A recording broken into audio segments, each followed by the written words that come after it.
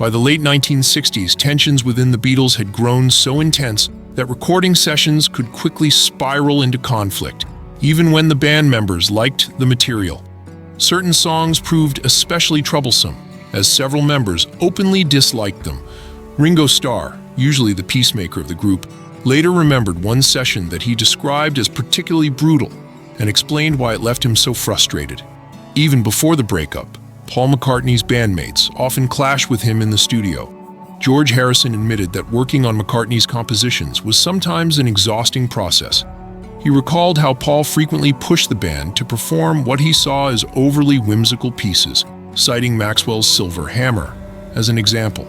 Although Harrison acknowledged they eventually produced a solid track, he also felt McCartney was increasingly aiming his songwriting at a younger teenage audience. McCartney's perfectionist tendencies added further strain as he regularly drove the others back into the studio for long, drawn-out sessions. Starr described the recording of Maxwell's Silver Hammer as the most grueling experience he had ever endured with the group, saying it dragged on endlessly and felt maddening. Paul himself, however, remembered things differently.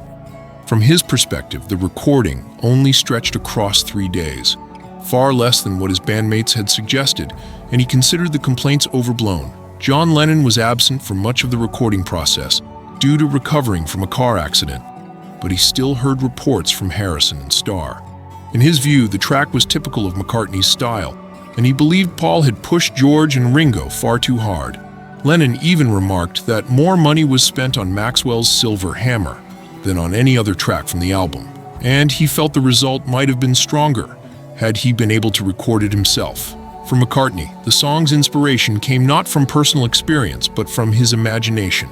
He explained that while some of his material drew from real life, much of it was invented, with Maxwell's Silver Hammer falling into the latter category. To him, the song was like writing a short play, a fictional story about characters who had never existed. Despite its playful and quirky presentation, McCartney insisted the song carried meaning.